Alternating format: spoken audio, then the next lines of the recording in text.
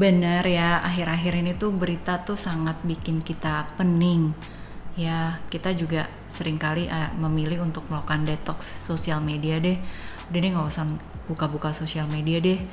Karena kayaknya semua inner circle kita sebagian besar itu memposting foto kematian. Ya, ada saudaranya yang meninggal, ada kabar duka lagi. Karena ya kita tahu melonjaknya kasus COVID-19 di negara kita tuh belakangan ini sangat tinggi sekali. Saya juga mau turut berduka cita dulu untuk semua keluarga yang mengalami kehilangan saudaranya, rekan-rekannya, teman-temannya karena COVID-19 ini.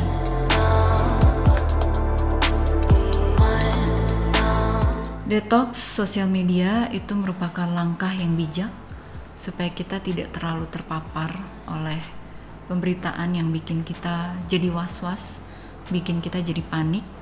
Dalam psikologi ini disebut sebagai secondary trauma. Trauma yang kita lihat, kita alami karena kita melihat, membaca, mendengar cerita orang lain. Bukan langsung kita alami. Sehingga kita menjadi was-was.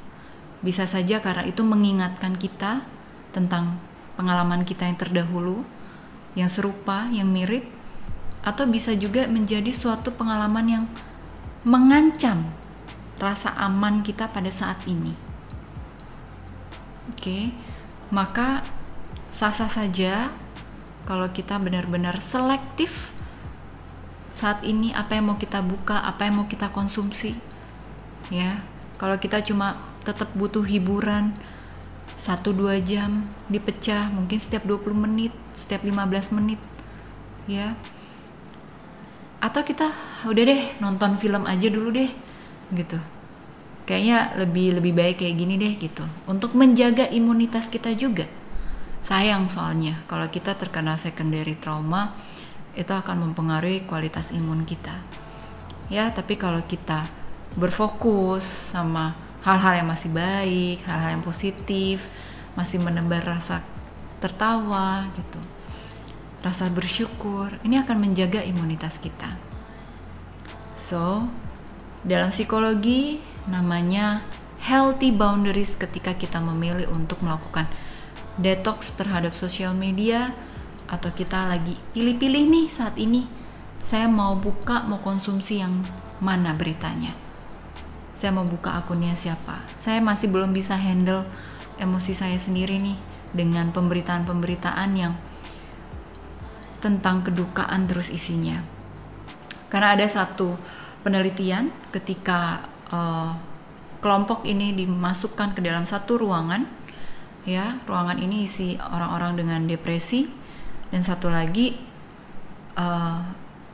orang-orang masuk ke ruangan yang orang-orangnya tidak mengalami depresi. Ternyata dalam waktu yang sangat cepat, orang-orang yang masuk ke dalam ruangan yang penuh orang depresi ikut merasakan depresinya.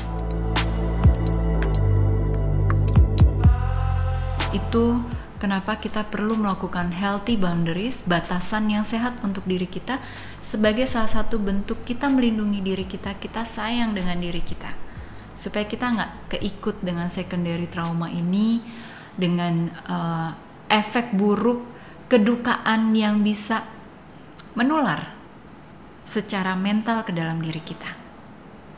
Lebih bijak lagi menggunakan sosial media, mengkonsumsi berita, dan jangan lupa banyak tertawa ya, karena tertawa itu bisa meningkatkan kadar imun kita.